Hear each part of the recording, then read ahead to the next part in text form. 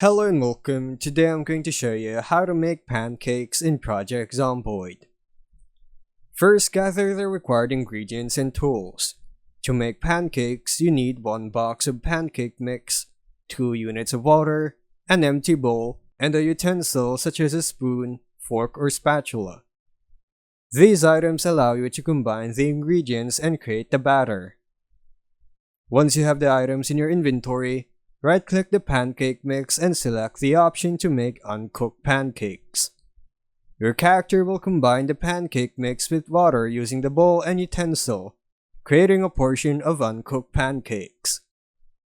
Next, place the uncooked pancakes into a heat source like an oven, stove, or microwave. Turn the appliance on and let the pancakes cook. After a short time, the pancakes will change to the cooked state and will be ready to eat.